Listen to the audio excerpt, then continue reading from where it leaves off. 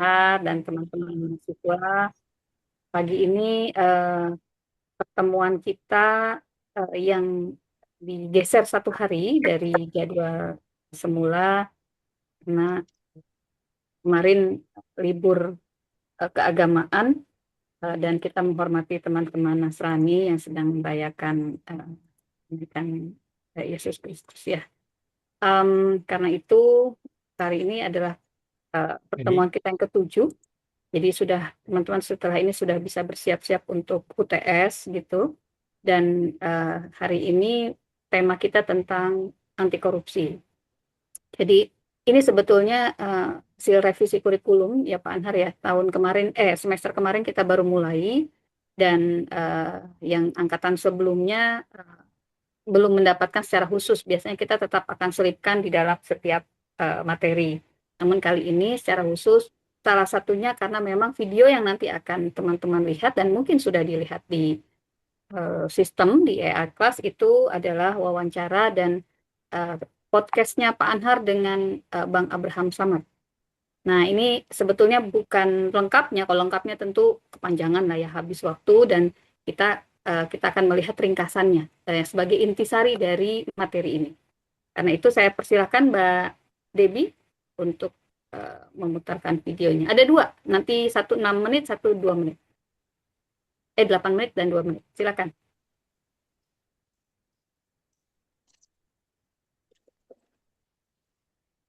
Masih Mbak Bibit yang nih bagus nih. Suaranya belum keluar, Bi. Bisa diulang. Ya. baik, baik. Kacamata aku yang satu. Oke, sambil menunggu di tema ini kita anggap penting untuk menjadi satu topik khusus ya Pak Anhar. Kita review dari 8 angkatan. Kita pikir ini penting untuk satu materi khusus gitu. Next kita mungkin akan menghadirkan juga tokohnya sebagai dosen tamu gitu. Ya, Bi, silakan Bi. Belum keluar nih suaranya nih. Bumpernya kan biasanya keluar suara. Nah, kan coba pindah dulu yang satu lagi. Audionya mungkin belum di share audio.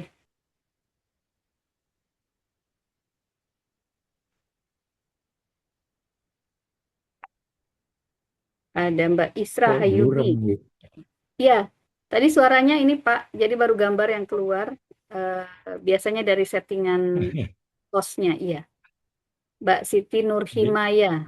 Mungkin teman-teman yang dikasih biasa hari ini. Kamis sedang kerja, hari ini Apa? ada yang libur ya. Jadi Lagi. bisa eh, Buram. full Dengan ini ikut. loh. Oh, Kertas juga bisa bikin dengan dia. Dia yang ngeprint. Mana coba.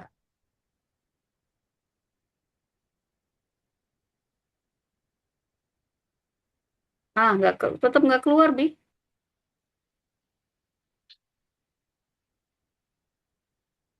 Boleh di-share ke saya, coba saya coba bantu. Siapa tahu dari saya bisa. Oke, atau mungkin Pak Anhar sambil menunggu, boleh Pak Anhar memberikan update hal yang perlu diatensi kekinian. Banyak sekali sebenarnya kasus hari ini ya yang sedang menjadi dalam sorotan publik. dalam seminggu aja Bu, berapa bupati yang ketangkep Ya, kemarin betul. kemarin tuntutan jaksa kepada Nadiem Mhm. 28 tahun Ya, 28 dengan pengganti itu ya. pengganti segala. Iya, tapi ada juga acaranya di Menteri ke di Kejaksaan Agung kan Bu, uang rampasan Dari KPK, kita 10 triliun. mendapatkan ternyata ada sekelompok anak-anak muda generasi.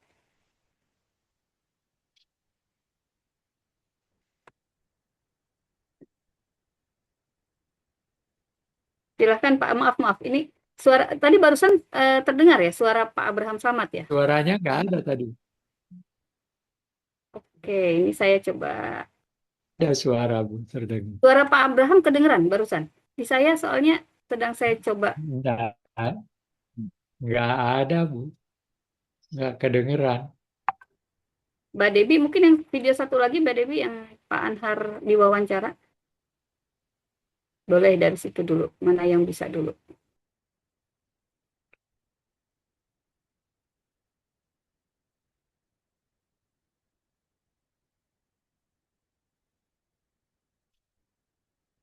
Boleh dilanjut Pak Anhar tadi barangkali ada hal-hal yang perlu diatensi dari Iya, kasus korupsi atau ya. iya. Oh, sebenarnya persoalan besar kita memang di situ. Ya, ada sih gejala-gejala yang lumayan baik, misalnya di Kejaksaan Agung kemarin Presiden hadir menerima ketika Kejaksaan Agung menyerahkan uang sitaan 10 triliun, lalu kemudian Presiden berpidato bahwa sebentar lagi juga akan ada lagi 42 triliun yang dikembalikan dan sebagainya. Tapi kan bukan pada persoalan di situ sebenarnya kalau menurut saya.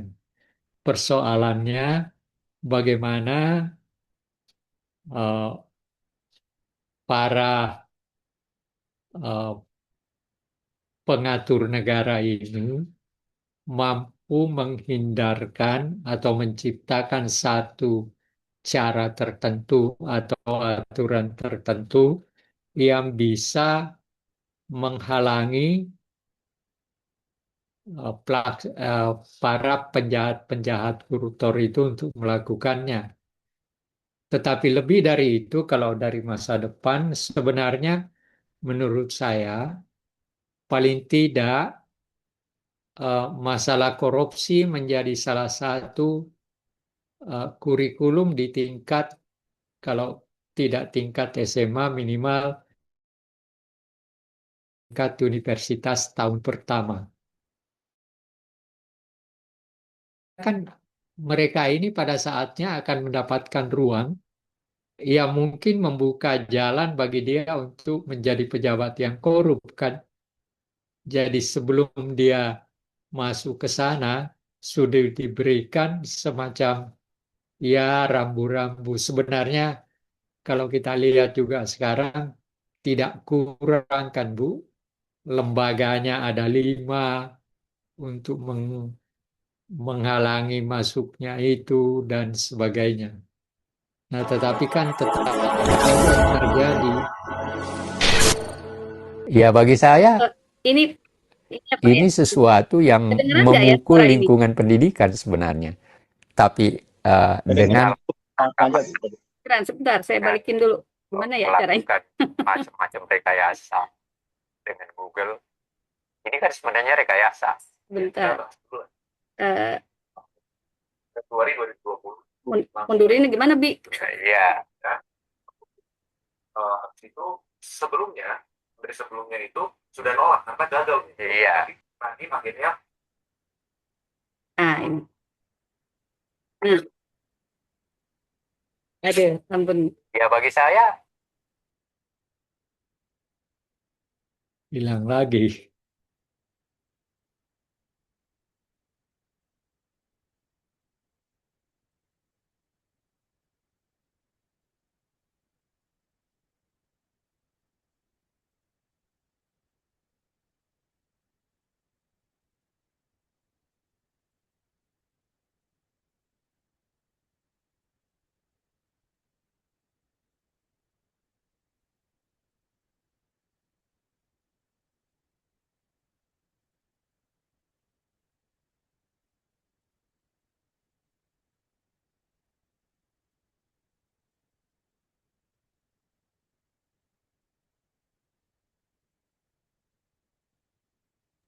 Izin Bu, suaranya nge-freeze Bu sama gambarnya.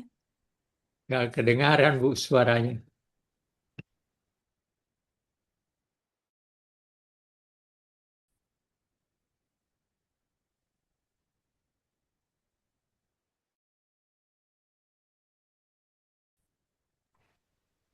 apakah ada sesuatu pendapat lain dari Presiden? Jadi peristiwa ini sebenarnya adalah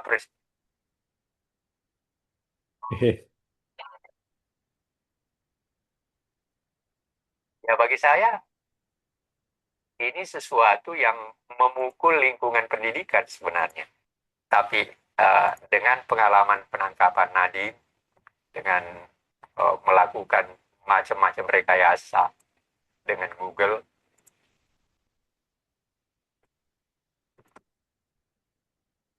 Maaf, ini Mbak Debbie share ulang ya? Tetap nggak kedengeran sih suaranya ya. Di saya nggak terdengar. Yang nggak dari video kedengeran, saya tadi terdengar nggak ya? nggak ada yang kedengeran. Saya Yang nggak pertama, mendengar. maaf.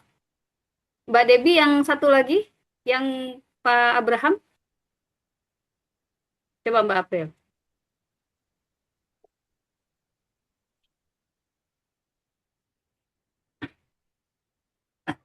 Ini juga nggak kedengeran. Kok aneh. Nggak kedengeran, Bu. Yang tadi yang awal saya kedengeran ya?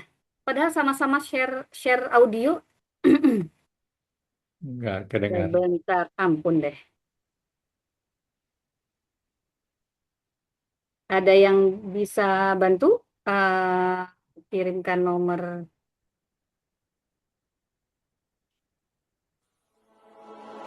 Mbak April. Ya bagi saya ini Ya. sesuatu yang memukul lingkungan pendidikan sebenarnya. Tapi dengan pengalaman penangkapan Nadiem, dengan melakukan macam-macam rekayasa dengan Google, ini kan sebenarnya rekayasa. Ya, kita bahas dulu lah penangkapannya. Jadi Februari 2020 itu langsung bertemu dengan Google. Iya. Kemudian abis itu menteri sebelumnya itu sudah nolak karena gagal uji coba. Iya. Tapi Nadiem akhirnya pada bulan sekitar Mei memerintahkan untuk mengadakan pengadaan dan langsung uji coba dan langsung membuat Permendikbud di Februari 2021 dana alokasi yang melanggar 2 Perpres dan 1 LKPP nomor 11. Nah, sebenarnya apa yang harus ditangkap di situ? Dia lapor nggak ke Presiden? Kan tindakan itu tindakan besar dalam pengertian pengelolaan Departemen Pendidikan. Seharusnya langkah itu harus diberitahu kepada Presiden. Sampai seberapa jauh Presiden mengerti tentang hal itu, apakah ada sesuatu pendapat lain dari Presiden? Jadi peristiwa ini sebenarnya adalah peristiwa di mana Presiden tidak boleh melepaskan diri. Karena sudah membuat rencana dan semua rencana yang menyangkut dengan hal yang prinsipil kan harus dilapor ke Presiden. Bagaimana reaksi Presidennya? Kan ini yang tidak terungkap. Saya malah meminta agar supaya Kejaksaan Agung mengungkap itu juga. Apa hubungan kerja ini dan bagaimana Nadiem melaporkan ke Presiden? Ya, Presiden waktu itu tentu bukan Presiden yang sekarang. Iya, Presiden Jokowi waktu itu. Nah, ini hal-hal seperti ini sebenarnya apalagi menteri yang dulu sudah menolak kan. Jadi menteri yang digantikannya memiliki kesadaran bahwa tidak mungkin ini dilakukan. Nah, ini diambil alih oleh Nadiem. Nadiem mengolahnya dan kemudian menganggap akan bagus untuk dilaksanakan. Nah, kemudian setelah sudah tahu juga bahwa ini tuh sudah gagal di daerah 3T, terdepan, terluar, tertinggal, tapi masih dilanjutin. Itu bagaimana? Nah, sebenarnya tidak perlu dipertanyakan. Seharusnya itu menunjukkan bahwa dia memang mau melakukan sesuatu. Dalam arti kata buruk. Udah tahu bahwa itu tidak mungkin dilakukan. Tapi tetap dilanjutkan kan. Jadi artinya sudah ada niat buruk dari dia untuk melakukan sesuatu yang oleh menteri yang digantikannya tidak mungkin terjadi. Nah, tapi ada lagi tadi di Metro juga, emang sudah ada kaitan investasi 30% untuk Google. Dan memang ada tersangka keterkaitan dengan pihak Google. Nah, masalahnya artinya Nadiem sudah mempunyai niat jahat bekerja sama dengan Google. Iya kan? Logikanya kan itu. Dia belum menteri, dia sudah membicarakan dengan Google. Pertanyaannya, apa haknya dia membicarakan itu? Lalu dia belum menteri kok. Yang belum menteri itu grup dengan beberapa orang. Iya, Agustus iya. Itu saja sudah satu tindakan yang salah.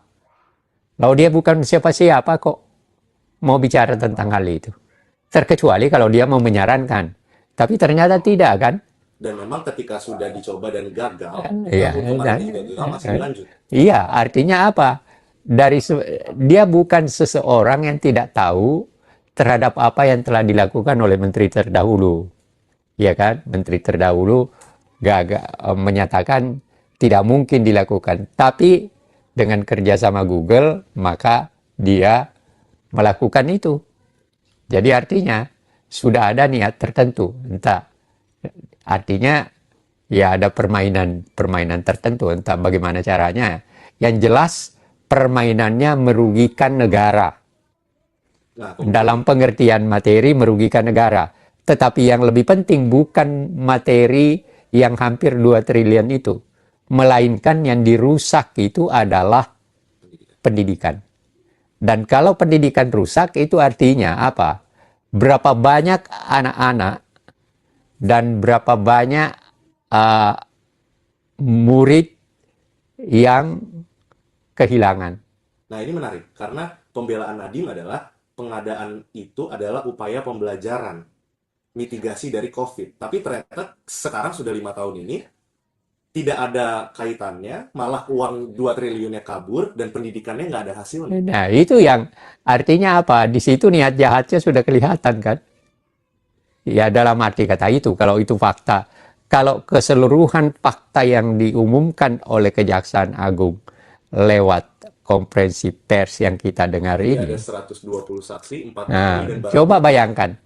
Saksinya sekian banyak, ahlinya sekian banyak, barang bukti. barang buktinya demikian banyak. Apalagi yang kurang? Iya kan? Apalagi yang kurang? Nah, oleh karena itu, sebagai seorang yang pendidik, hidupnya pendidik, saya sudah bekerja di bidang pendidikan paling tidak 40-an tahun. Dan sampai sekarang masih. Ini tindakan yang memedihkan. Dalam arti kata, memedihkannya kenapa?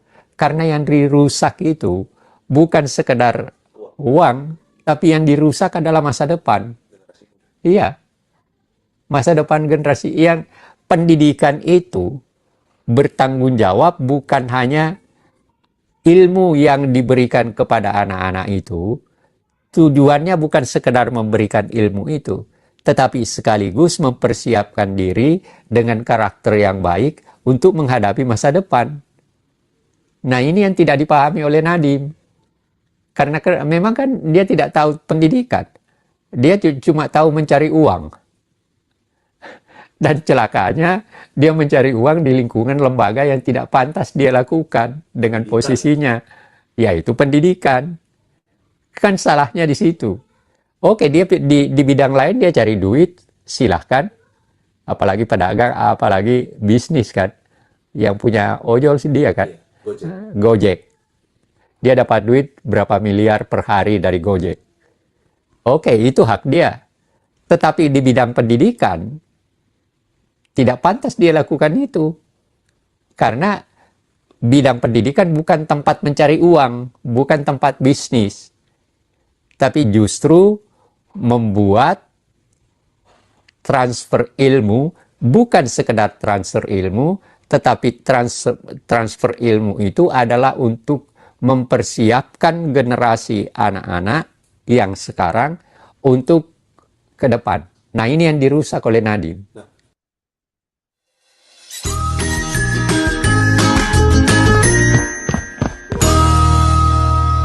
Satu lagi, Mbak April, lihat sekalian ya, yang dengan Pak Abraham Samad.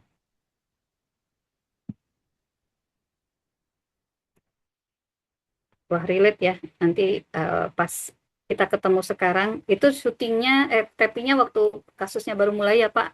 Waktu saya Sekarang di KPK, sudah kita mendapatkan silakan. ternyata ada sekelompok anak-anak muda, generasi muda yang sudah terlibat korupsi. Kita pernah menangkap pegawai pajak yang umur 28 tahun. Ya, Iya, iya. 28 tahun, belum menikah, belum punya keluarga, tapi dia bisa korupsi ratusan miliar. Gila. Pertanyaan kita, kira-kira kenapa anak muda ini korupsi? Kan itu pertanyaan kita. Iya. Kalau misalnya seseorang yang korupsi itu punya beban, misalnya dia punya keluarga yang besar dan lain-lain sebagainya, dan gajinya kecil, mungkin kita bisa katakan itu corruption by need. Iya. Atau kalau seorang pejabat tinggi tetap korupsi, maka kita bisa katakan itu corruption by greed. Nah, langkah apa yang terbaik dari Anda? Saya ingin berbicara tentang KPK di masa lalu, Iya. bukan di masa sekarang ya. Iya. Kenapa KPK di masa lalu begitu dipercaya, begitu kuat, dan semua orang menaruh harapan? Apa yang saya lihat di situ? Aturannya, Prof. Jadi aturan-aturan yang ada di dalam itu mencerminkan integritas organisasi itu. Aturan-aturan apa? Pertama, Code of Conduct. Contohnya begini, Prof. Salah satu isi Code of Conduct KPK, saya cuma ingin mencerminkan supaya pemirsa lebih mengerti ya, yang sederhana. Pegawai KPK dilarang memasuki tempat hiburan. Tempat hiburan yang dimaksud A, dijelaskan. Ini, B, ini, C, ini. Kemudian di bawahnya, pelanggaran terhadap ketentuan ini akan dikenai sanksi pemberhentian dengan tidak hormat. Pertanyaan saya, Prof, saya tidak pernah melihat Code Conduct ini ada di organisasi-organisasi profesi mana maupun di lembaga-lembaga mana. Bayangkan, tempat hiburan saja ini maksud itu dijelaskan. A, tempat hiburan klub malam yang dimaksud adalah, B yang dimaksud adalah, C, karaoke yang dimaksud. Jadi nggak ada ruang perdebatan, karena ruang perdebatan inilah yang membuat orang bisa lepas dari sanksi.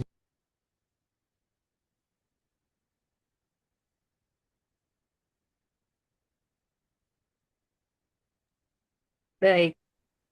Ini potongannya. Kalau Anda mau lihat lengkapnya silahkan cari sendiri. Tapi ini inilah esensinya ya Pak Anhar ya. Dua video tadi bisa menggambarkan, satu by case, yang satu secara etik dan norma tertinggi, mengapa dan kemudian bagaimana seharusnya penegakan anti korupsi diterapkan. Pak Anhar boleh menambahkan atau insight lain dari dua video ini dulu? Lanjut saja, Bu. Lanjut saja, anak-anak udah dengar itu tadi.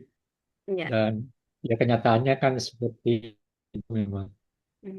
Kita Ya, Bapak diskusi aja, masih Bu, konsisten ya Pak. sama Maksud saya, anak-anak. dulu kan Bapak punya penilaian terkait di awal kasus Nadiem ini mencuat, seperti yang kita lihat di video tadi. Sekarang dengan berjalannya waktu dan persidangan sudah hampir selesai dengan vonis yang tuntutan yang sudah dikeluarkan, artinya Bapak masih tetap punya penilaian yang sama dengan yang tadi di video itu terkait case-nya gitu ya, atau tadi problem besar dari kasus yang ini. Chris ya, Pak Anhar ya? Iya.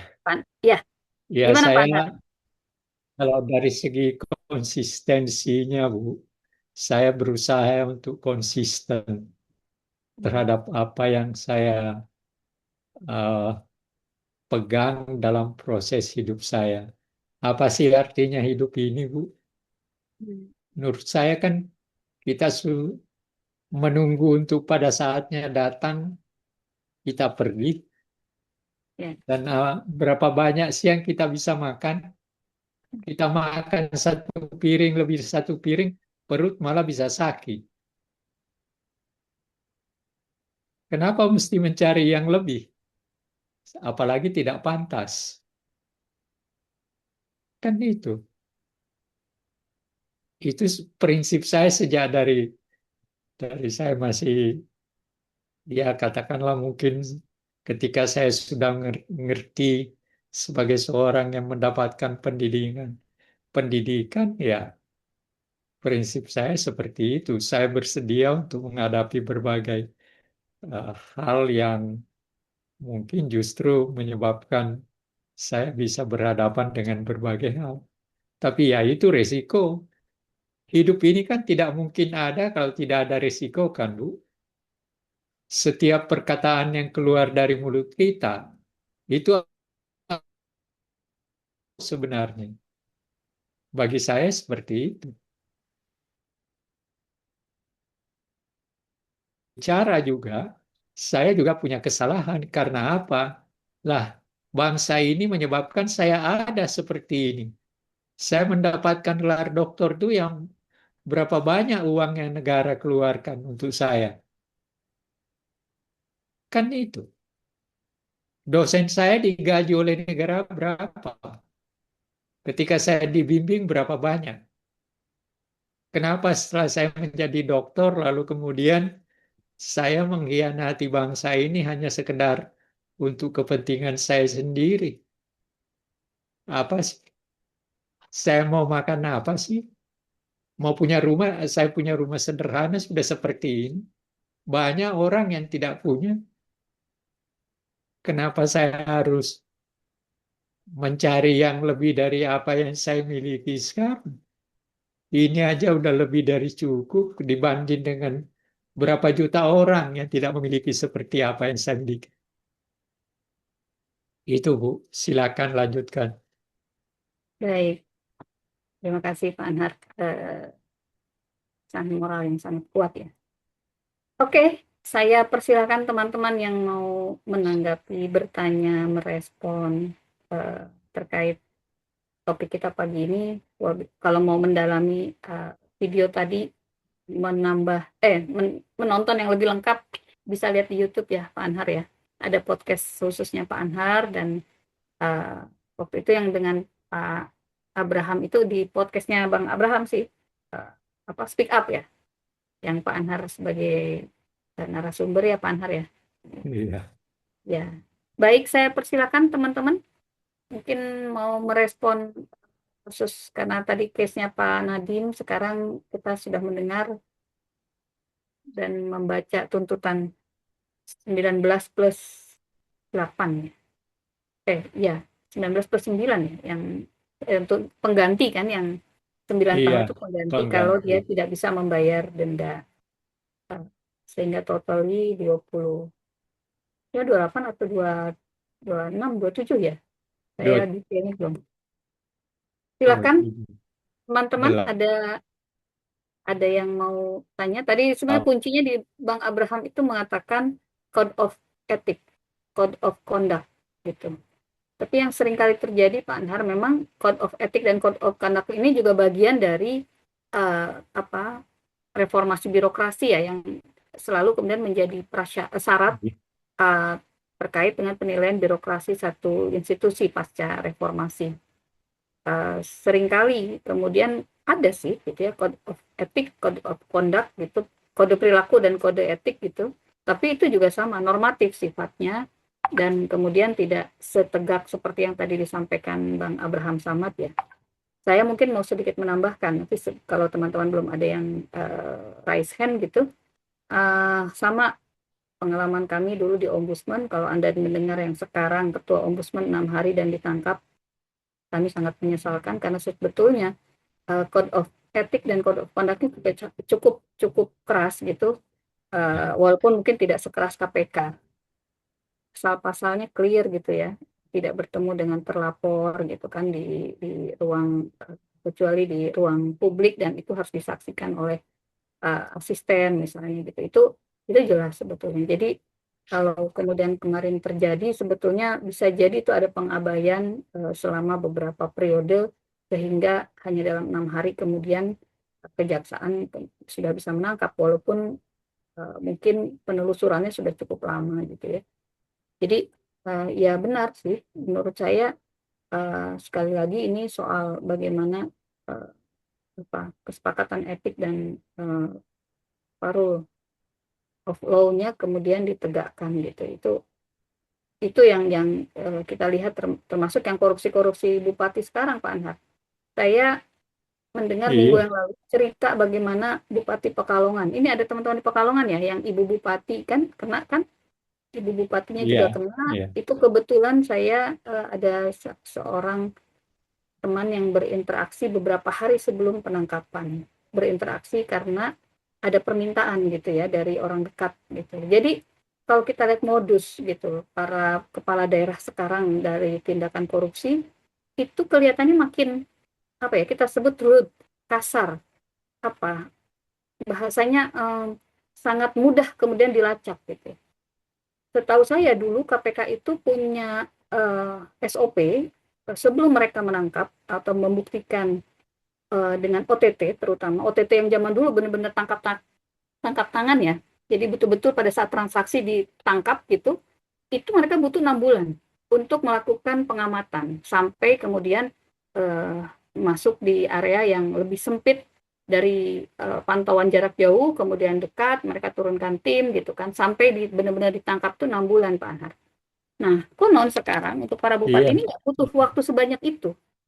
Karena tadi saking mungkin merasa aman, saking kemudian merasa orang sekitarnya bisa dalam tanda kutip dibeli, atau tadi sangat kasar sehingga bentuk permintaan melalui WhatsApp gitu kan sesuatu yang mudah dilacak hari ini dengan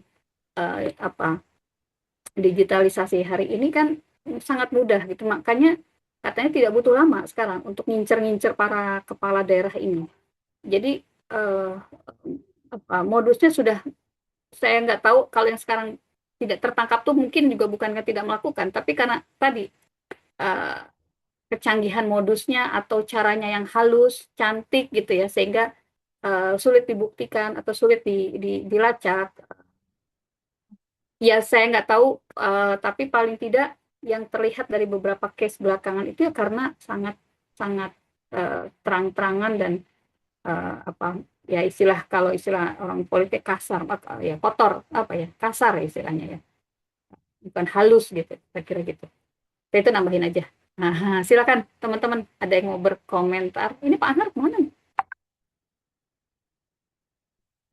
Nah, terpental kayaknya. Anhar keluar, Bu. Oh iya, kepental kayaknya ya. Mbak Debbie coba sambil di telepon Mas Ai, mungkin ini sinyal Pak Anhar kayaknya. Baik, ini saya lihat sudah banyak nambah bergabung. Selamat pagi teman-teman. Oh, Mbak Siti Nurhimaya sudah raise hand. Boleh, Mbak Siti mau menunggu. Ini Pak Anhar sudah join lagi. Bapak tadi mental, Pak. Iya. Mbak Siti Nurhimaya, silahkan. Jeneponto. Oke, Mbak Kampung Siti. saya tuh, Bu. Ah, iya. Mbak panggilnya siapa nih? Mbak Siti, Mbak Nur, Mbak Himaya? Mbak Maya. Mbak Maya. Mbak Maya ini Ya. kata Pak Anhar sekampung saya ini. Oh, Pak Jeneponto. Anhar juga orang Jeneponto, Ibu. Nah. Orang Makassar, Bu. Orang Makassar. Oh, baik. Bapak tinggal di Makassar sekarang? Enggak, Jakarta. saya di Jakarta. Oh, di Jakarta. Ya. Baik, Pak. Silakan mengenai topik hari ini di pertemuan 7 itu adalah pendidikan anti korupsi kan, Pak?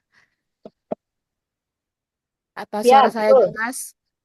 Ya, baik. Saya adalah sebagai topik hari ini kan sebagai pendidik anti korupsi.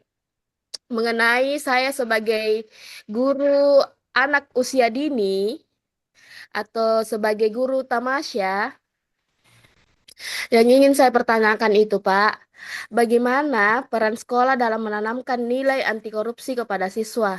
Itu pertanyaan pertama, Pak.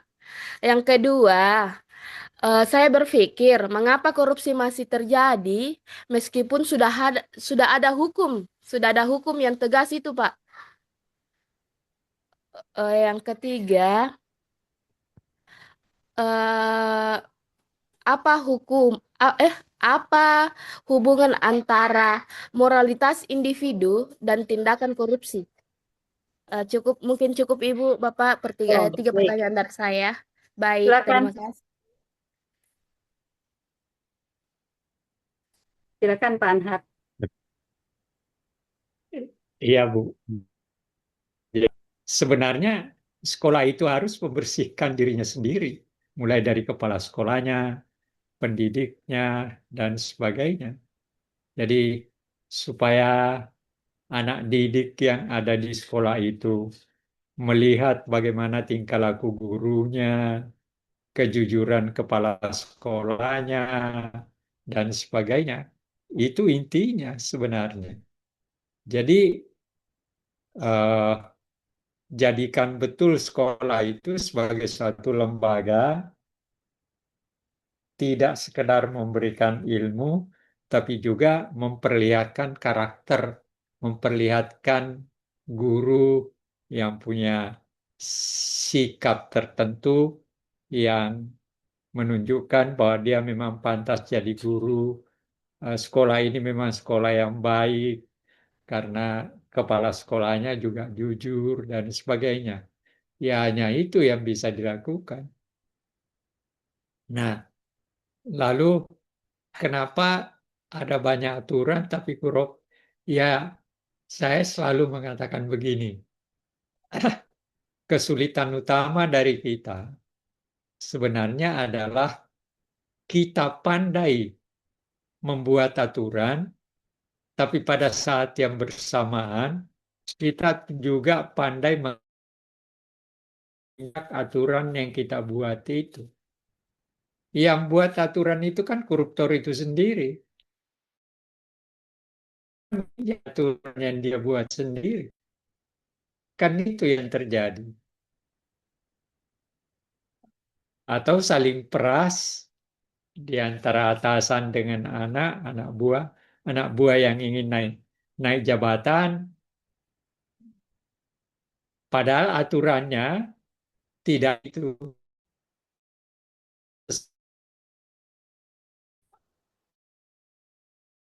Tempat tinggi Suara Pak Anhar, maaf, suara Bapak di saya putus-putus.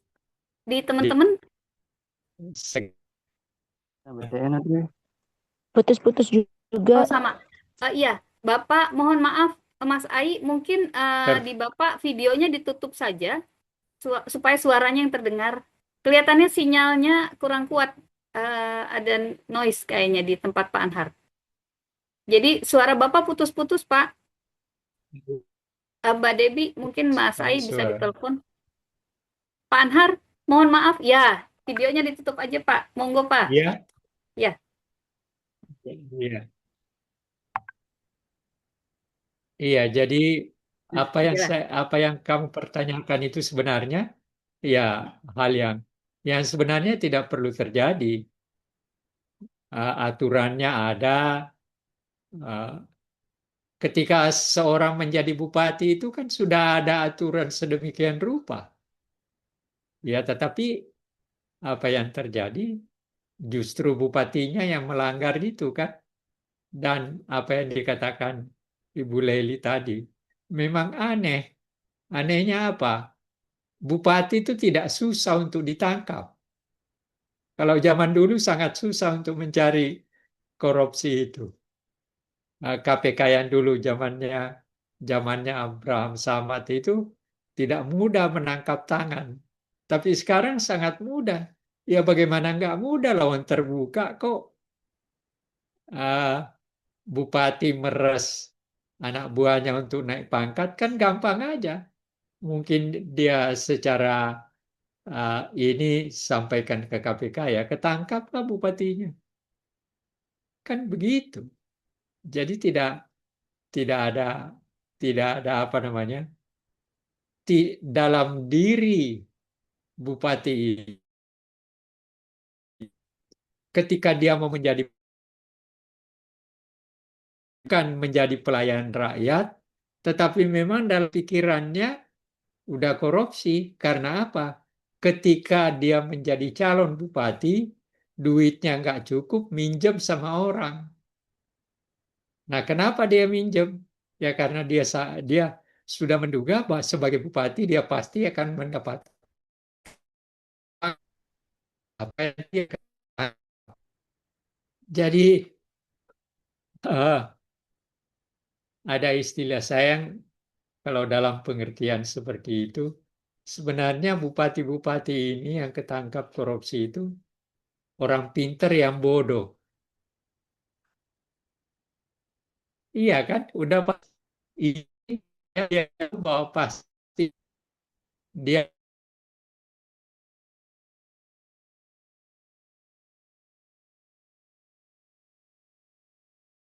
apa penjara masih akan ada sisa dari apa yang dikorupsi itu ketika misalnya dia korupsi 10 miliar di penjara sekian tahun. Begitu keluar dia masih menikmati berapa miliar. Jadi ada hitungan-hitungan menurut saya loh Bu, ada hitungan-hitungan yang memang aneh atau sengaja, bukan aneh, sengaja sudah ada dalam pikiran dari yang bersangkutan. Menurut saya seperti itu. Ini apa yang disampaikan berdasarkan bukan sekedar omongan saya, tapi saya melakukan semacam observasi. Jadi kalau saya berbicara kepada para mahasiswa, yakinlah bahwa saya tidak akan berbicara tanpa dasar. Begitu, Bu. Baik, saya kembalikan dulu Mbak Maya. Mbak Maya, oke? Ya, iya, iya Ibu. Kasih. Baik, terima kasih Mbak Maya. Saya ke Pak Iswan dulu. Nanti baru ada pertanyaan Mbak Tanti di chatroom, baru ke Mas Didik. Pak Iswan, silahkan. Ya, terima kasih Yunda Leli. Ya, Assalamualaikum warahmatullahi wabarakatuh. Waalaikumsalam. Prof. Anhar, Yunda Leli, dan teman-teman semua. Suaranya Mas Iswan, suaranya agak besaran dikit boleh? Ya, Agak jauh kedengarannya. oh ya, ya, terima kasih atas kesempatan. nggak Mungkin dari, kedengeran. ya, halo. Iya. Di Pak Anhar mungkin nggak kurang terdengar, Mas. Saya kedengeran memang nggak sebesar Mbak Maya tadi. Iya, halo. Terima kasih banyak atas kesempatan. Saya dari materi ini Tidak saya bisa teringat. lebih besar. Mas Iswan pakai HP atau laptop? Laptop. Volume di laptopnya bisa digedein nggak? Ya, Ya, ya, coba. saya teringat apa yang disampaikan oleh Prof. Hotma Sitompul. Beliau mengatakan begini, hukum yang baik di tangan orang yang buruk akan menjadi buruk, tetapi hukum yang buruk di tangan orang baik akan menjadi baik. Itu kata beliau. Nah, kaitan dengan materi pada pagi ini, saya hanya ingin menanyakan atau minta arahan apa yang masalah di negara ini, apa yang bermasalah gitu. Karena kalau melihat apakah ini dari sisi mentalitas atau sistem pendidikan kita atau misalnya komitmen dari pemberantasan korupsinya. Karena memang mentalitas korupsi ini sudah merambah ke semua lini. Baik jangankan birokrasi, di situ juga misalnya dunia pendidikan, dunia keagamaan, lini-lini keagamaan, bahkan sampai ke masyarakat itu banyak yang bermasalah dan korupsi terjadi di mana-mana. Nah, ini juga mungkin ada kaitan dengan pola penegakan atau penegakan hukumnya maupun dengan komitmennya. Misalnya perubahan regulasi, misalnya KPK yang dulu dia bukan di eksekutif, tetapi sekarang sudah dirubah menjadi menjadi eksekutif, menjadi bagian dari pemerintah, sehingga pegawai-pegawainya adalah bagian dari ASN. Nah, kemudian kalau ASN itu kan dia pasti satu perintah bahwa dia berlindung di Korps Pegawai Republik Indonesia. Kemudian juga misalnya juga terkait dengan pendidikan kita, pendidikan juga mahal gitu. Katakanlah misalnya untuk masuk dalam sebuah perguruan tinggi sekarang mahal. apalagi dengan anggaran mandiri, sehingga orang ketika misalnya keluar dari perguruan tinggi juga, maka dia berpikiran, wah saya kuliah mengenyam pendidikan tanpa beasiswa mandiri, eh, mengeluarkan biaya yang sangat besar, sehingga ini pun yang menjadi bagian daripada kenapa korupsi ataupun pendidikan anti korupsi di Indonesia ini tidak akan berjalan dengan baik, atau ya makin banyak orang korupsi, tidak memandang tua muda. Kalau dulu pasca reformasi ada dikotomi generasi tua generasi muda, bahwa generasi tua itu harus di-cut generasi, kemudian lahirlah generasi muda. Tapi sekarang umur anak-anak muda yang terlibat korupsi di umur di 28 tahun sampai 40 tahun itu sangat banyak terlibat di korupsi dan sudah mendapatkan kepastian hukum baik itu di KPK maupun lembaga-lembaga hukum yang lain. Nah, saya kira ini mungkin membutuhkan arahan ataupun penyampaian dari Pak Anhar apa yang bermasalah di negara ini. Mungkin itu yang ingin saya sampaikan. Assalamualaikum warahmatullahi wabarakatuh. Waalaikumsalam warahmatullahi wabarakatuh. Ya, Pak Anhar, cukup jelas mungkin tadi yang ditanyakan Mas Iswan. Terpotong-potong. Apa intinya, Bu, Ya, pertanyaannya? intinya pertama mengutip statement atau pendapat Pak Hotman Paris ya? Atau Hotman Paris kan? Hotman kan, bukan Hotma ya? Hotma atau Hotman? Hotma Hotma kan? Sitompul. Hotma Sitompul. Oh, nanti Iya, Tompul. bahwa Muda hukum itu. yang baik di tangan orang yang buruk itu akan buruk, tapi hukum yang buruk tapi di tangan orang yang baik dia akan baik gitu ya. Itu pertama ngutip itu. Nah, kedua, sebenarnya problem di Indonesia itu korupsi kenapa sih tadi ya? Apakah penegakannya kira-kira gitu ya? Jadi apakah kemudian secara kelembagaan tadi KPK itu di downgrade dalam tanda kutip dari yang awalnya independen menjadi eksekutif, sehingga pegawainya itu semua, atau nggak semua sebenarnya Mas, masih ada yang non ASN setahu saya, tapi sebagian besar ASN yang punya kemudian code of ethic dan code of conduct-nya sebagai korpri gitu ya. Nah, ini kira-kira mempengaruhi nggak? Itu ya Mas Iswan ya? Ya, gitu Pak Anhar Iya, kira-kira. kalau yang terakhir itu, Bu, kalau yang terakhir itu sebenarnya Jokowi yang itu lahir seperti sekarang kan Jokowi, iya kan? Begitu. Jadi Jokowi itu secara moral dalam pengertian itu yang merusak KPK, menempatkan KPK sebagai bagian dari eksekutif yang tadinya sangat independen, mempunyai ya dihargai.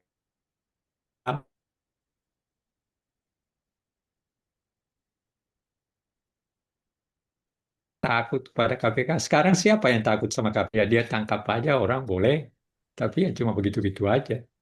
Itu satu. Yang kedua, yang pertama tadi apa, Bu? Saya tidak terlalu dengar tadi. Yang yang Ya, dipersoalkan. penegakannya Pak, penegakan Apa? penegakan hukumnya. Penegak. Oh iya, penegak. Sebenarnya kalau penegakan hukumnya, Bu, itu udah kebanyakan. Coba Ibu lihat, Bapak dilihat. Ada 5 lembaga yang secara internal departemen, ada Inspektorat Jenderal. Tapi sepanjang ketika saya menjadi pegawai negeri, Inspektur Jenderalnya itu juga pencuri semua. Saya tahu benar akan hal itu. Mulai dari inspekturnya ke bawah, segala macam, pemeriksanya, ya itu semua pencuri. Nah, saya mengalami satu ketika, saya diberitahu oleh kepala tata usaha, Pak, eh, ada inspektur mau datang. Ya saya kira layani aja. Apa yang terjadi? Yang pertama dilakukan apa, Bu? menyiapkan amplop dulu.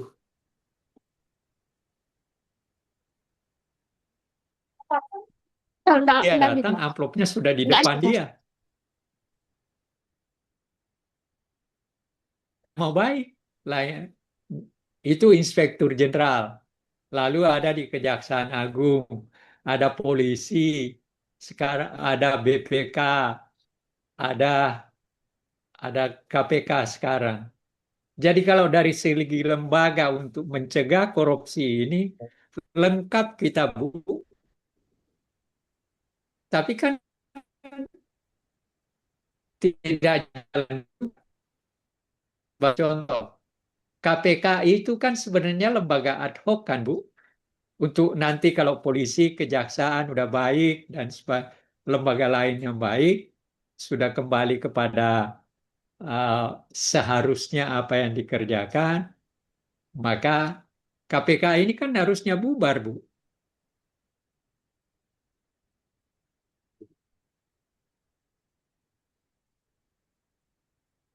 Kelihatan bahwa kan belum baik sampai sekarang kan.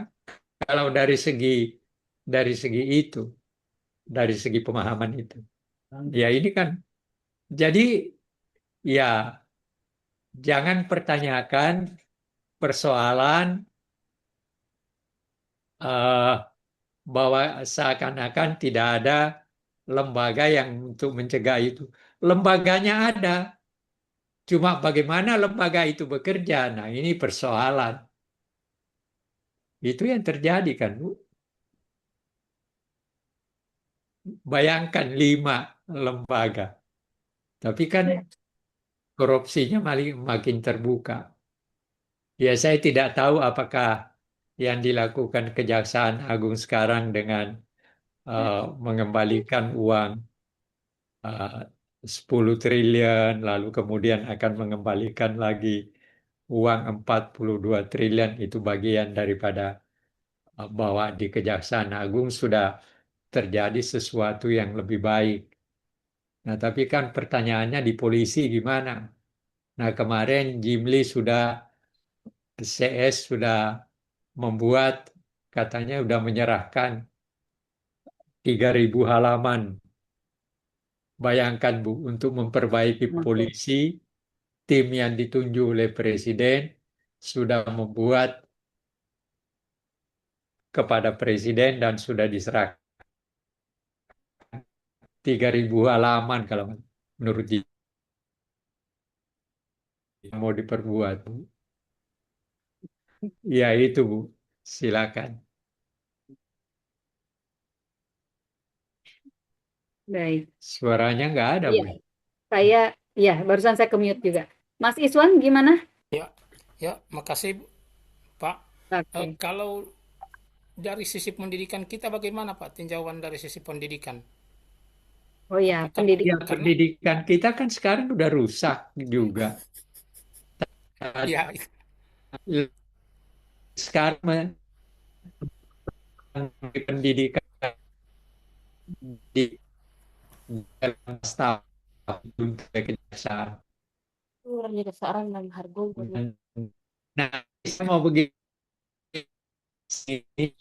ini untuk kepentingan mahasiswa. Jangan menerima sesuatu pekerjaan yang menurut kamu tidak dapat kamu lakukan. Karena memang kamu tidak tahu akan hal itu. Nadim itu nggak tahu pendidikan kok. Dia cuma cari duit. Kalau pinter cari duit, iya. Dengan perusahaannya yang sekarang. Dan dia ngaku sendiri bahwa kekayaannya sekarang itu 500 miliar. Nah, coba bayangkan, Bu, sama para mahasiswa juga. Dia udah punya kekayaan 500 miliar, kok masih korupsi? Itu loh. Pendapatan dari Gojeknya itu dalam sehari ini baru di Jakarta saja. Saya dapat informasi itu 2 miliar per hari. Bayangkan. Jadi ada apa ya? Ya kalau saya Nadim, Saya tidak akan menerima jabatan Menteri Pendidikan karena saya tidak punya pengetahuan tentang itu. Saya tetap pada bidang saya aja. Aman kan? Tapi rupanya dia melihat hal yang lebih terbuka juga di situ dan ternyata terbukti juga. Jadi para mahasiswa supaya mulai dari sekarang Anda lihat diri Anda, apa yang seharusnya Anda peroleh, kerjakan dan peroleh sehingga Anda jujur. Begini, kita harus mulai kejujuran itu bukan kita jujur pada orang lain, tapi terutama jujur pada diri sendiri. Itu Bu, silakan. Baik, Mas Iswan. Ya. Terima kasih. Ya, nanti mungkin ini relate dengan pertanyaan Mbak Tanti Hulu, Pak, di chatroom ya. Ini Assalamualaikum. Di Indonesia ini sering banget masyarakat Indonesia mengkritik pemerintah tentang korupsi. Namun masyarakat Indonesia juga sering melakukan korupsi secara terang-terangan seperti pungli. Dan juga contohnya seperti yang saya lihat ada truk barang jatuh. Bukan dibantu, tapi malah barangnya diambil dan tidak dikembalikan. Menurut Bapak, Ibu, itu bagaimana pandangan tentang sikap seperti itu? Bagaimana cara mengedukasi orang-orang seperti itu? Monggo Pak Anhar. Iya, Nah, bagian sebenarnya pendidikan itu tadi ya. kembali kepada diri kita yang saya katakan tadi.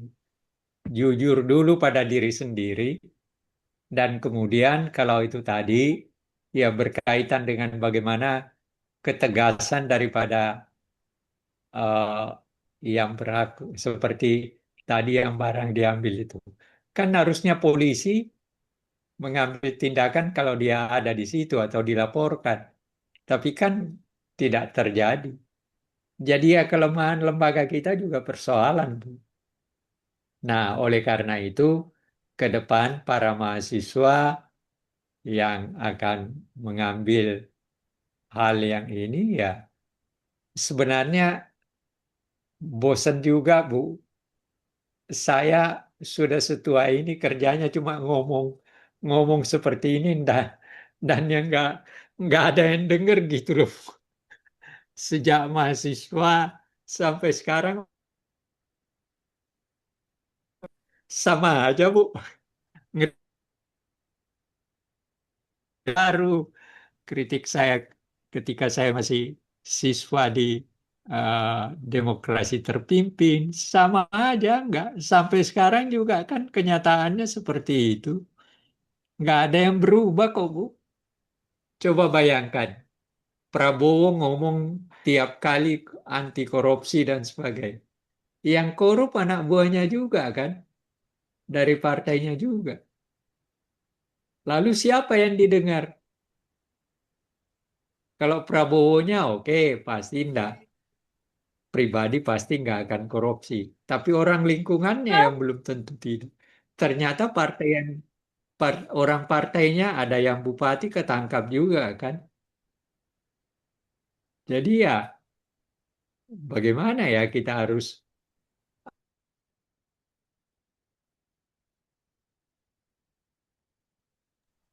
Suara Pak Anhar. lembaganya kejujuran diri kita sendiri ya nah, itu. Silakan Bu. Itu jawab saya. Nggak ada suaranya. Ibu dengar suara saya? Ada Pak, ada. Ada terdengar Pak. Oh iya, silakan, silakan Bu. Iya, mungkin saya coba tambahkan juga kali ya Mbak Tanti ya. Kalau saya melihatnya pertama begini, sebetulnya kalau kita baca definisi korupsi ya Pak hari ini ya di Undang-Undang Anti Korupsi itu di Iya. Undang-Undang Korupsi ya itu sudah jauh melampaui apa yang dulu kita hanya mengenal korupsi itu memperkaya diri sendiri. Iya, Nah, sekarang korupsi itu termasuk memperkaya orang lain walaupun kita tidak memperkaya diri sendiri. iya. Kemudian kita melihat perbuatan korupsi dan tidak melaporkan juga termasuk kemudian bagian termasuk dari tindak korupsi. pidana. Ya, Iya.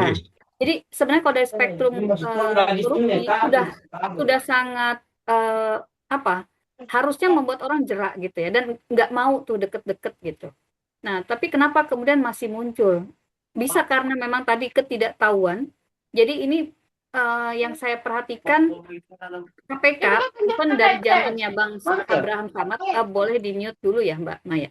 Eh, itu mereka melakukan pendidikan itu memang masuk ke sekolah-sekolah, masuk ke usia dini. Jadi kalau mereka kayak nganggap gini deh, ya udahlah kalau yang udah senior, udah tua gitu, udah kebentuk, udah susah gitu. Nah, masuklah ke wilayah yang lebih apa ya, makanya banyak mereka punya program kan Goes to Campus, Goes to School ya. Nah, sebenarnya kita punya harapan Iya. besar pada teman-teman yang sekarang menjadi pendidik di PAUD gitu ya, di sekolah dasar gitu. Iya. Itulah Iya. sekarang tuh anggaplah yang kemarin ada generasi yang hilang dalam konteks pendidikan anti korupsi. Tapi sudahlah kita berpikir yang ke depan. Nah, berpikir terhadap mereka yang generasi muda, sangat muda ini, generasi bibit ini, yang mereka lihat adalah contoh. Gitu. Jadi yang dibutuhkan tuh panutan. Dan panutan terdekat adalah mereka yang ada di lingkungan keluarga. Jadi ketika kita di rumah, kita mengajarkan itu dengan pola yang masuk ke mereka, dengan contoh yang langsung dilihat gitu, dan seia sekata antara perbuatan dan perkataan gitu, menurut saya itu sudah satu solusi. Mungkin tidak bisa kita rasakan di waktu yang sangat pendek, tapi dia membutuhkan waktu seperti halnya kita berinvestasi dari dalam hal pendidikan gitu ya, nggak bisa instan terlihat. Nah, tapi seperti kita pahami bahwa transformasi budaya itu tidak bisa sekaligus, maka setidaknya yang tahap awal adalah literasi. Literasi tentang korupsi dan anti korupsi ini yang harus selalu disampaikan, seperti dulu mungkin orang diinjeksi tentang Pancasila ya Pak. Mulai Iya, dari P4. ngafalin Pancasilanya, Waktu kemudian P4. butir-butirnya, perbuatannya. Literasi itu yang menurut saya harus dibuat kemudian sesuai dengan level sasarannya. Gitu. Level mahasiswa tentu beda dengan level anak TK kan gitu ya, literasi tentang anti korupsi. Baru kemudian behavior. Nah, behavior ini yang sebenarnya sangat rawan karena dia dipengaruhi oleh lingkungan sekitar. Oleh tadi panutan-panutan, figur-figur di sekitar mereka. Nah, baru kemudian mindset. Kalau dia behaviornya sudah selesai, maka kemudian dia baru masuk ke mindset mereka. Mereka akan tahu, sadar sendiri tanpa harus diingatkan. Nah, baru kemudian culture gitu. Itu 4 transformasi yang menurut saya sangat relate untuk pendidikan anti korupsi di kita. Jadi kalau teman-teman sekarang ada yang di sekolah dasar, PAUD, bisa mulailah membuat tahapan itu dengan model-model pendidikan yang pasti berbeda setiap level tadi kan gitu ya. Jadi di literasi bisa tunjukkan banyak kasus yang kalau korupsi itu nanti akibatnya bukan hanya untuk diri sendiri, tapi untuk keluarga, malu, dan segala macam, merugikan orang lain. Maka kenapa anti korupsi kita taruh di belakang sekarang? Karena kita sudah memahami hak dan kewajiban sebelumnya. Jadi hak kita, karena kita tahu bahwa kita dibatasi oleh hak orang lain, maka disitulah salah satu letak pendidikan anti korupsi. Berempati dengan posisi orang lain, bahwa kalau hak kamu juga diambil oleh orang lain, apa yang kamu rasakan? Itu sebenarnya salah satu menurut saya basic edukasi tentang anti korupsi salah satunya. Jadi menurut saya yang kemudian sekarang belum ada atau kurang di kita adalah satu, panutan, kedua penegakan. Penegakan hukum seberat seperti di Cina saja, itu tetap aja di Cina masih banyak yang korupsi, yang sampai hukuman mati. Di Korea Utara gitu ya, juga banyak sama, tapi tetap aja juga ada yang korupsi gitu ya. Jadi memang bentuk punishment yang berat itu kemudian hanya mengurangi, tapi bukan menghapus gitu. Menurut saya ya, artinya membuat orang mikir gitu ya. Oh, dan mikirnya itu bisa jadi bukan mikir tidak korupsi, tapi mikir gimana caranya nggak ketahuan gitu. Yang tadi dari yang main kotor sampai jadi main cantik gitu. Gimana caranya biar nggak ketahuan bahasanya, bukan biar nggak korupsi gitu. Ya, Nah ini yang iya. sebenarnya akhirnya tadi pada mental, balik lagi tadi siapa yang bilang ini soal mental gitu ya. Dan soal membangun mental nggak bisa membangun yang sekedar sekarang diomongin besok dia lakukan gitu. Dia butuh waktu. Dan itu yang harus sebenarnya menurut saya harus dibuat step-stepnya. Dan KPK hari ini mungkin baru sukses mereka pada aspek penindakan, tapi tidak pada pencegahan. Gitu. Karena model pencegahannya semua mirip-mirip lah, apa namanya, penyuluhan gitu ya, yang sifatnya satu waktu dan kemudian mereka anggap ketika datang ke sekolah ngomong selesai, itu pencegahan. Padahal jauh lebih dari itu sebetulnya, dan itu juga PR di hampir semua lembaga pengawasan itu. Yang biasanya jadi PR besar adalah pencegahan. Kita punya dua kan ya, sama di kesehatan kan juga gitu, mencegah lebih baik daripada mengobati. Sekarang ini banyak obatnya daripada mencegahnya. Orang tetap sakit, bukan mencegah orang gimana nggak sakit gitu. Nah, itu menurut saya PR-nya. Edukasinya seperti tadi. Edukasinya adalah dengan 4 tahap yang mungkin tidak sekaligus. Di tahap awal butuh punishment. Tapi seperti yang saya pernah cerita yang di Taiwan ya, orang tidak buang sampah itu butuh 20 tahun untuk sadar bahwa nggak boleh buang sampah, dan dia harus melakukan upaya sendiri untuk menjaga kebersihan. Itu butuh 1 generasi. 20 tahun mereka baru punya kesadaran. Ini juga sama. Yang instan ya didenda gitu. Yang instan ya hukuman gitu. Tapi yang panjang ya kita butuh teman-teman yang sekarang di PAUD misalnya itu menjadi contoh, tapi sekaligus juga meningkatkan literasi, kemudian merubah behavior dan mindset. Gitu. Mungkin itu tambahan dari saya. Baik, saya kembalikan dulu ke Mbak yang tadi nanya Mbak Tanti Hulu. Mbak Tanti, mana Mbak Tanti?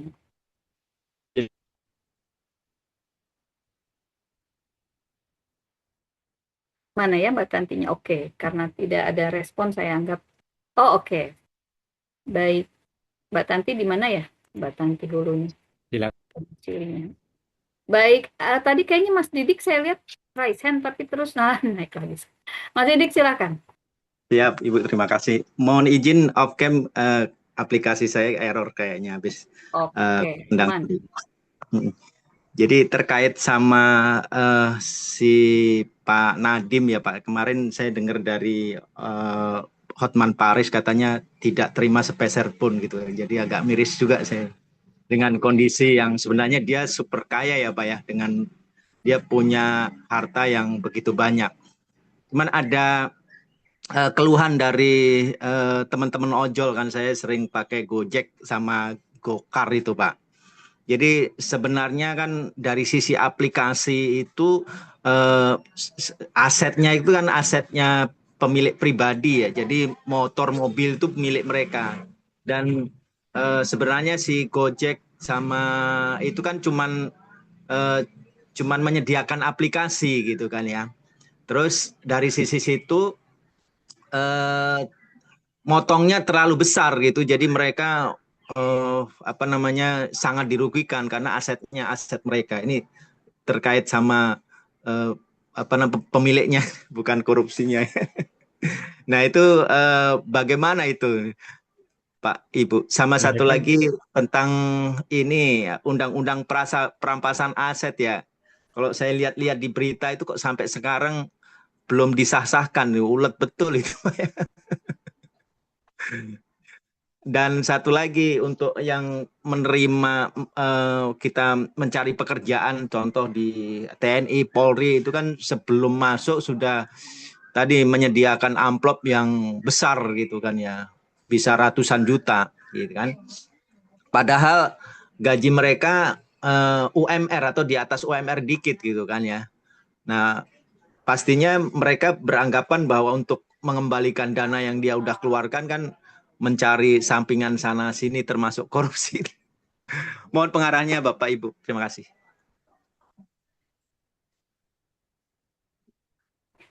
Pak Anhar, ada Ya, itu yang saya sebenarnya ada satu hal yang memprihatinkan saya, Bu. Ada orang, dan ini bukan hanya saya, kebetulan saya lihat, ada orang yang ditipu untuk masuk polisi. 200-an juta. Nah, yang menjadi soal menurut saya, kalau anaknya atau orang tua ini sadar 200 juta itu kan dia bisa berbuat yang lebih banyak, menjadi pedagang, menjadi pebisnis. Nah, ini yang seharusnya juga diberitahu kepada masyarakat. Kalau kau punya uang sebanyak itu, nggak usah uh, menyogok kepada orang yang belum tentu benar. Jadi ke- kesadaran yang salah di masyarakat kita juga memang ada, yaitu seakan-akan kalau menjadi pegawai negeri atau menjadi polisi, menjadi tentara, punya nilai yang lebih tinggi daripada kalau dia bekerja sendiri dengan uang yang dia peroleh, dia punya sendiri, dan uang yang sebanyak 200 juta itu kan bisa menjadi modal untuk membangun pekerjaannya sendiri. Tapi dalam penglihatan kita atau si ini menganggap lebih punya nilai besar dibanding dengan kalau dia bekerja dengan uh, modal yang dia punya. Nah, kesadaran ini yang harus juga dibangun. Jadi masyarakat kita jangan menganggap bahwa pakaian dinas itu memiliki kemudian yang lebih tinggi dibanding dengan kalau kita menciptakan pekerjaan sendiri. 200 juta itu kan tidak sedikit, Bu. Bisa jadi modal. Nah, di sini perlunya pemerintah memberitahu kepada masyarakat bagaimana harga dan bagaimana orang bisa menjadi mengerjakan sesuatu dengan modal yang dia miliki tanpa harus mikir bahwa pekerjaan yang lain itu lebih punya gengsi, lebih punya ini dan sebagainya. Jadi ya ada usaha untuk mencegah hal semacam itu dengan membangun kesadaran bahwa apa yang kita miliki sebenarnya bisa menjadi yang kita gunakan tanpa harus memikirkan segala macam tentang hal-hal di luar kemampuan kita. Itu menurut saya. Silakan. Ya, Mas Didik. Oke Bu, terima kasih sudah tercerahkan. Sama satu lagi, untuk perampasan aset itu kira-kira gimana cara kita mendorong supaya cepat disahkan tuh, Bu? Ya, hari ini yang mendukung baru karena yang mendukungnya oposisi, jadi tidak didukung sama yang lain. Ini saya pernah mendengar keterangan dari mantan Mahkamah Agung, Bu. Dia katakan begini, tidak mudah juga memang, karena kan belum tentu juga semua kekayaan yang dimiliki korupsi. Ini keterangan dari seorang bekas ketua Mahkamah Agung. Mungkin kendalanya ada di situ. Bagaimana memisahkan antara kekayaan yang dimiliki dan yang dikorup. Sehingga ya kalau mau jujur sih pasti yang menolak itu kan siapa sih yang tidak korup? Kan persoalannya juga itu. Silakan. Ya, apa namanya? Kalau saya melihatnya memang secara substansi memang juga betul seperti yang Pak Anhar tadi sampaikan, mekanisme perampasan ya, mekanisme dan ya tata cara gitu. Kemudian tadi pemisahan misalnya, mekanisme kan salah satunya pemisahan. Tapi ya tentu yang paling kuat kalau DPR apa sih ya pasti tarik menarik politik kan gitu. Antara kekhawatiran itu akan menjadi senjata makan tuan. Itu kan paling gampang itu kita melihat undang-undang ini, dan dulu kan menggebu-gebu karena mau pemilu kan, itu menjadi alat kampanye aja gitu kan. Kalau saya melihatnya sangat sangat sangat pragmatis lah kalau udah urusan di Senayan gitu ya.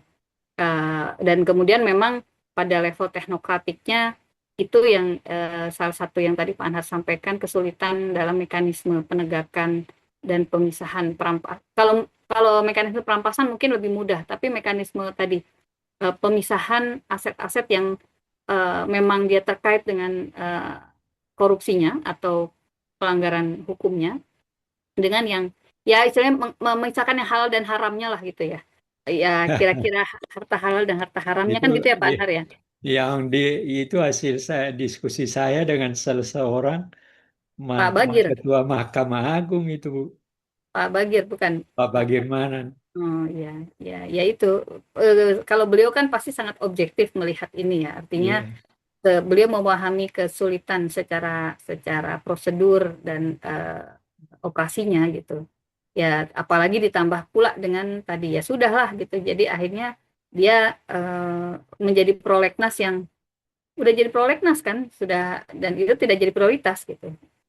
Iya. Akhirnya ya tidak belum Iya. belum masuk ke tahap apa disebutnya itu persidangan 2 ya, tahap 2 ya. Belum sampai ke sana. Itu sih Mas Didik tambahannya. Siap, baik, terima kasih. Baik. Oke, ada lagi teman-teman?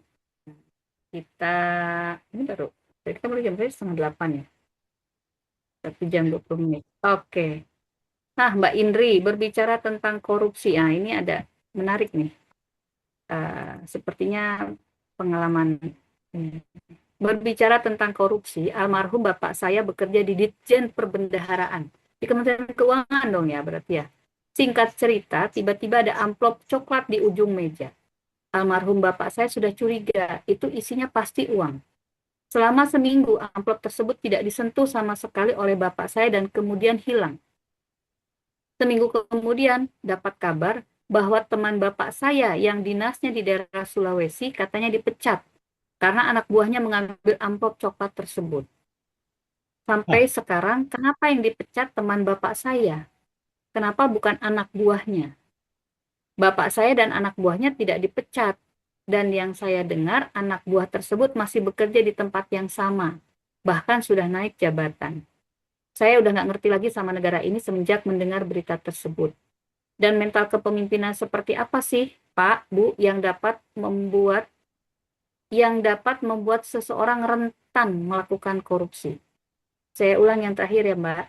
Mental kepemimpinan seperti apa yang membuat seseorang rentan melakukan korupsi? Jadi artinya mental yang lemah terhadap korupsi gitu ya. Saya mau rentan ya, artinya kan yang mudah tergoda korupsi gitu ya. Mental seperti apa sih gitu kan? Nah, baik. Kalau keliru penafsiran saya boleh ditulis lagi ya, Mbak siapa nih, Mbak Indri. Oke, baik, benar berarti. Pak Anhar, monggo. Apa? Kalau Ya, jadi dikemukakan itu sebenarnya Mm. artinya udah ketahuan bahwa memang kenyataannya bahwa korupsi itu seperti itu. Dan bagaimana mencegahnya, ada yang berusaha mencegah dengan tidak mengambilnya seperti tadi, tapi orang lain kan yang ngambil, Bu. Artinya lingkungan pekerjaan itu adalah lingkungan di mana ada orang berusaha jujur, tapi yang lain brengsek. Nah, yang brengsek ini kan yang ngambil amplop tadi. Walaupun ada orang yang dipecat, tapi itu kan cuma basa-basi yang tidak menyelesaikan persoalan. Kalau saya melihatnya seperti itu. Tetap saja bahwa lingkungan itu uh, udah diletakkan di ujung meja, selama sekian tidak diambil, tiba-tiba hilang.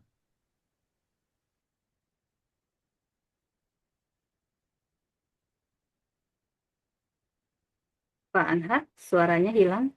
Lingkungan itu ada yang memang bermental korupsi, itulah yang mengambil. Apakah dipecat atau tidak ya, itu urusan lain lagi. Silakan, Bu. Ya, tadi mungkin pertanyaan terakhirnya, mental seperti apa sih yang rentan korupsi itu? Mental Ya, kepemimpinan mental yang bagaimana? lemah. Mental kita yang tidak jujur pada diri kita sendiri. Kalau kita jujur pada diri kita sendiri, pasti kita tidak akan mengambil itu. Pasti. Karena kita sadar bahwa itu bukan punya saya. Kejujuran pada diri kita itu yang bisa mencegah kita. Kalau kejujuran pada diri kita lemah, ya seperti itulah yang terjadi. Begitu, Bu. Menurut saya. Ya. Mungkin Ibu ada pandangan lain, silakan. Atau anak-anak Ya, mahasiswa.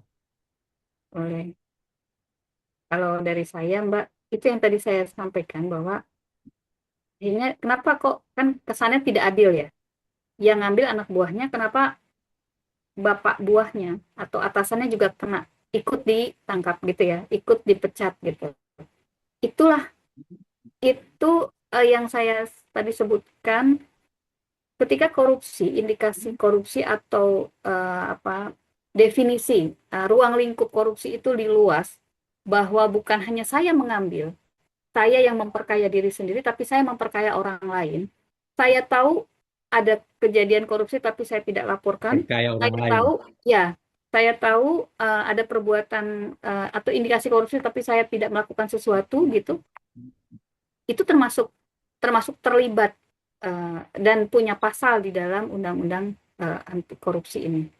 Nah, kalau saya jadi bapaknya anak buahnya yang tadi yang ketika ada amplop di atas meja dan itu bukan hak saya, kalau sekarang itu sebenarnya kalau bagi penyelenggara negara ada satu himbauan dari KPK, kalau dia menerima dia bisa melaporkan, saya menerima ini. Bahkan kalau pejabat sekarang bikin pesta pernikahan terus menerima angpau dengan nilai lebih dari satu nilai tertentu, 1 juta apa 500.000 saya lupa, itu harus melaporkan, saya menerima ini dari si A gitu.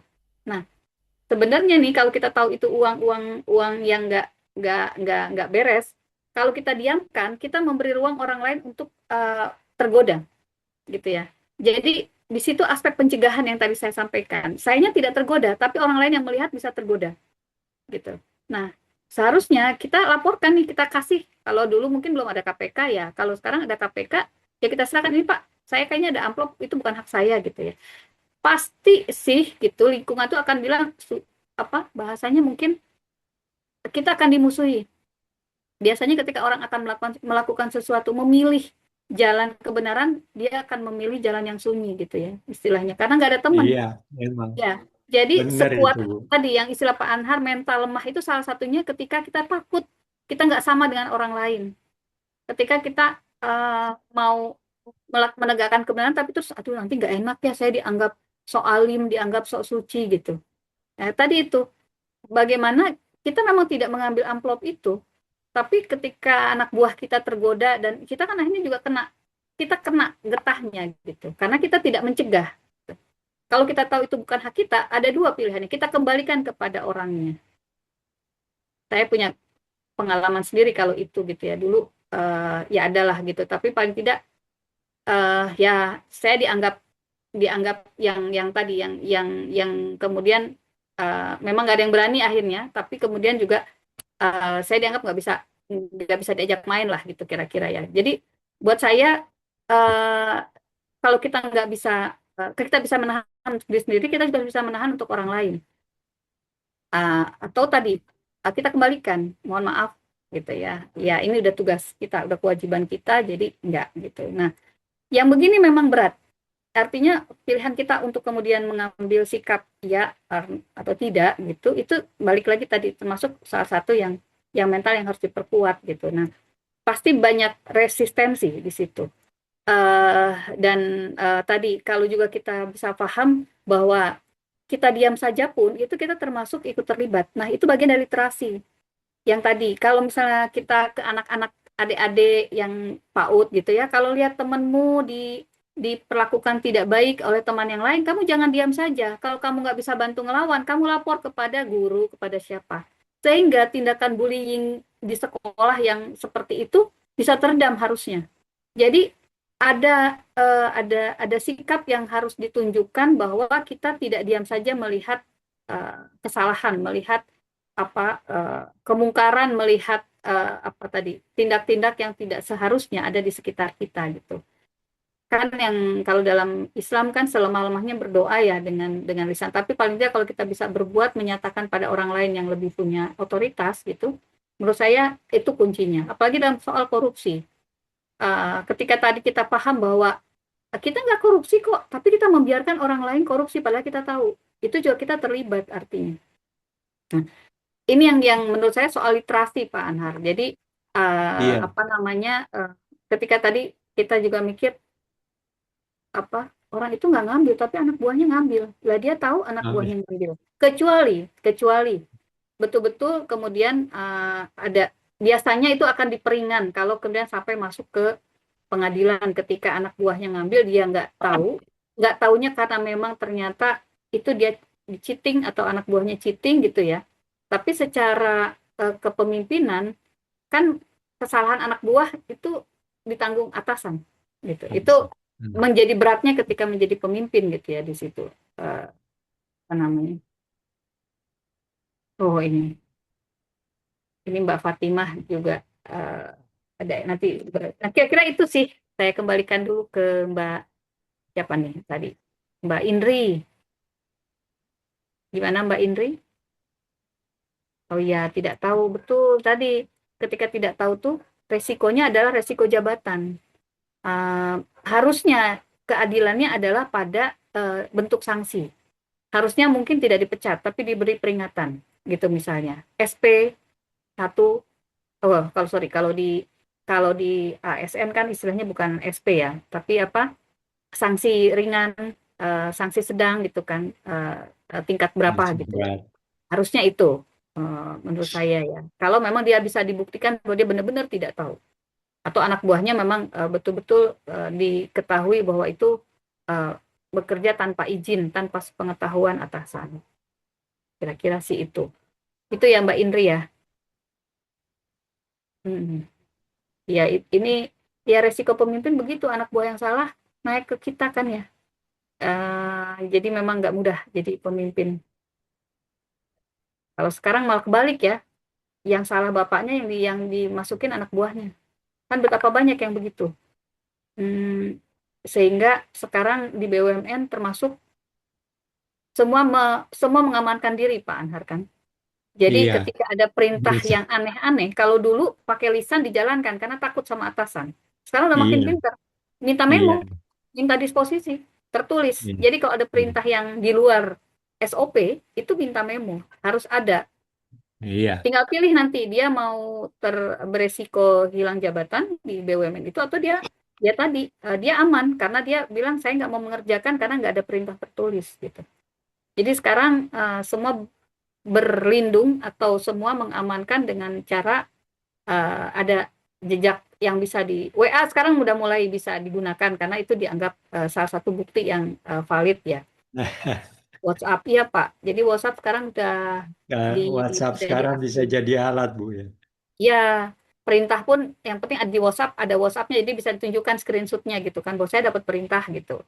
Itu yang setahu saya setelah COVID ini itu masuk ke salah satu alat bukti ya. Baik. Kasih Mbak Indri. Ini ada Mbak Fatimah Pak.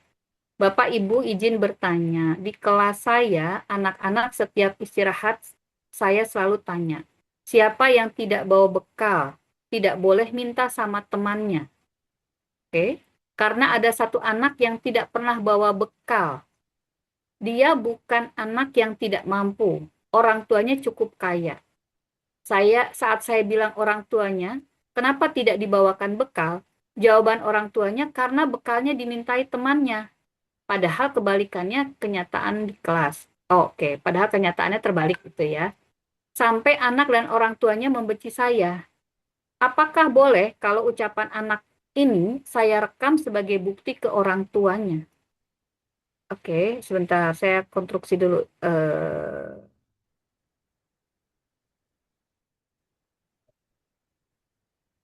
Ucapan anak ini ucapan yang mana ya? Karena di sini tadi nggak ada ucapan, jadi di sini ucapannya yang ada ucapan orang tuanya ya. Waktu ditanya kenapa nggak dibawain bekal, terus kata orang tuanya, anaknya bilang diminta teman-temannya gitu. Jadi dia nggak bawa bekal lagi gitu ya. Ucapan anak ini saya rekam sebagai bukti ke orang tuanya. Sebentar, ucapan anak ini yang mana ya? Kalau saya baca dari kalimat Mbak, atau Mbak Fatimah mau on audio langsung, on cam? Mana ya?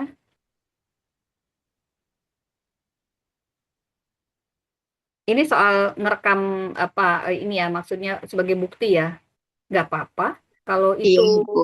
bisa Eh, membuat. mau Silakan, on Mbak. cam, mau Bu. Jadi gini, Bu, kan di kelas itu kan dia mesti cerita, saya tidak dibawain bekal orang tua karena bekalnya itu misalnya kayak mengandung micin. Jadi kebalikannya dia bercerita dengan orang tuanya kalau bekalnya dimintai gitu loh, Bu. Jadi saya nggak Oh, pernah nggak dibawain jadi, ibu bekal karena jadi, saya tidak ya, suka gitu loh. Jadi apakah boleh ucapan anak ini saya rekam, saya kirim ke orang tuanya atau saya kirim video gitu loh. Karena orang tuanya selalu anak saya itu loh bekalnya itu tiap hari dimintai temannya, padahal dia tidak mau makan bekal dari orang tuanya. Dia suka apa ya meminta saya itu apa mengajari ya, anak-anak itu untuk jujur gitu loh Pak. Maksud saya iya. gitu. Ya, Ya. terima Kamu kasih. ini aja lalu kirim ke orang tuanya, kasih bukti. Itu ya Pak, tidak Ya. apa-apa ya Tidak seperti itu. apa-apa. Oh, oke Kak. Dengan resiko kamu akan dibenci oleh orang tua, apa urusan? Iya, anaknya itu selalu bilang, Ibu tidak sayang saya selalu dimarahi gitu loh, saya selalu disalahkan, mesti seperti itu. Saya sampai kasihan sama apa yang diminta ini kan anaknya orang nggak punya Pak, dia karena orang tuanya itu jangan sampai Iya, anak saya minta gitu loh. Nah, bekalnya itu selalu banyak, dia selalu kalau saya pergi itu mesti tiba-tiba dia makan. Saya tanya, kamu enggak Bu, saya dikasih, bilangnya gitu. Padahal saya tahu dia meminta gitu loh. Apa orang tuanya ya, sampai marahi anak yang ngasih itu ajak gitu. bukti. Gitu ya Pak ya. Oke, siap Pak. Saya ini Iya, Kak. Ini.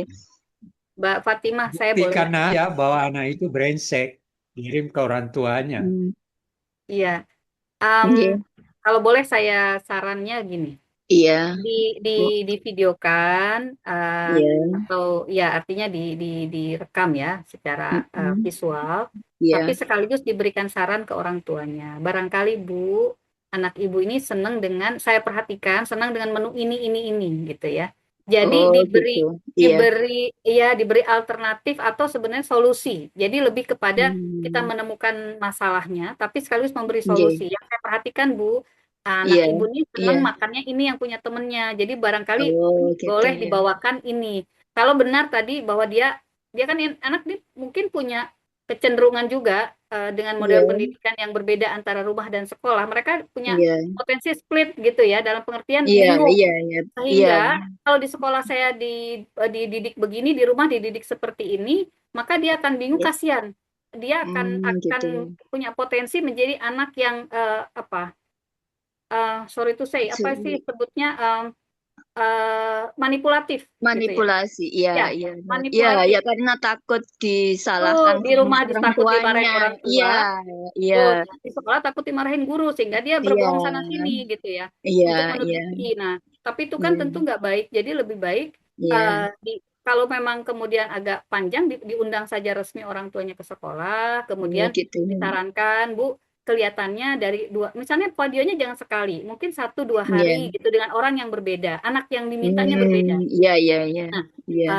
jadi di situ memberi pengertian orang tua bahwa sebenarnya anak ini bukan nggak pengen makan, tapi mungkin selera makannya beda dengan makanan yang dibawain. Jadi Iya. bisa diberikan menu yang ini Bu, yang kami perhatikan dia pasti ngambilnya menu misalnya makanan apa gitu yang punya Iya. temennya. Kayaknya dia senang Iya. itu Bu gitu. Kalau nggak Iya. terima orang tuanya ya panggil aja ke sekolah. Iya, mungkin iya. dengan kepala sekolah gitu disampaikan bahwa ini problem yang mengganggu temannya Iya, yang lain kebetulan tidak teman-temannya ya. punya gitu ya. Iya, Artinya iya. kok bisa menu anak temennya yang enggak dalam tanda Iya, kutip tidak iya, mampu tapi dia iya, seneng gitu kan. iya, Jangan-jangan itu selalu. selera makan, selera dari Iya, terhadap makanannya. Gitu ya. iya, iya, ya. Oke, Terima kasih Ibu ya, atas sarannya baik. Bapak. Iya. Baik, ini oh Mbak Saurina mati lampu. Oh, tadi sekarang hidup lagi. Di mana nih Mbak Saurina nih? Oke, baik. Di Palembang. Halo Mbak Saurina. Ibu Ya, di Palembang. Oh di Palembang. Waduh, Iya. Palembang mati lampu nanti Pak Dasko langsung ini. Wah, kelamaan mati lampu nyampe itu kepada Ketua DPR. Wakil Ketua DPR. Baik. Pas sih sebenarnya waktu kita 1 jam 40 menit. Oh, ya, Mbak Mira, terima kasih. Izin menanggapi Bu Fatimah, setuju dengan Bu Leli kalau mungkin boleh merekam tapi memberikan solusi sekaligus. Ya, kadang orang tua atau kita pun gitu ya, kalau dikasih ngasih tahu masalah, ya terus, nah, biasanya gitu tuh gitu ya. Nyolotnya itu karena seolah-olah tadi eh, kita kita hanya memberi masalah tanpa memberi solusi. Hmm. Baik, baik. Ada lagi eh, Pak Anhar mungkin sudah, ada Bu. closing untuk Ibu mau pendidikan pergi dan loh. Katanya Ibu ya, rapat. iya Pak. Ini saya habiskan dulu 9:10. Kebetulan nunggu jemput juga. Baik, kalau begitu untuk sesi hari ini kita cukupkan karena ini pertemuan ke-7. Mbak Debi minggu depan UTS ya? Minggu UTS ya. Kita akan ketemu lagi mungkin setelah Lebaran Haji, setelah Idul Adha. Oh, sorry, nanti kita lihatlah. Tapi kita akan kabari teman-teman UTS-nya silahkan dikerjakan. Mungkin long weekend ini kan cukup punya waktu ya. Uh, Silahkan dikerjakan lebih apa dan seminimal mungkin jangan pakai AI. Oh, pakai cara kita selama berdiskusi di sini. Oh, sekedar berbagi pembelajaran bersama orang tua. Oh ya, keren, keren. Ada Mas Didik ada di AI kelas, Mas. Untuk UTS di P8. Ya, di P8-nya gitu ya. Oke. Baik, Pak Anhar, terima kasih. Teman-teman, terima kasih. Kita ketemu lagi. Sehat semua. Assalamualaikum. Sampai ketemu minggu. Selamat. Ya, selamat berlibur. Selamat akhir pekan. Assalamualaikum warahmatullahi wabarakatuh. Waalaikumsalam warahmatullahi Ya, Waalaikumsalam. ya. Waalaikumsalam warahmatullahi wabarakatuh.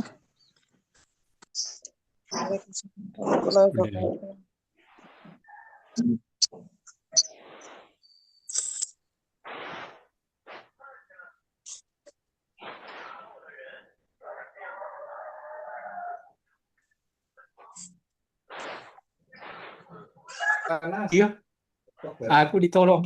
Dipas ya. Dipas itu.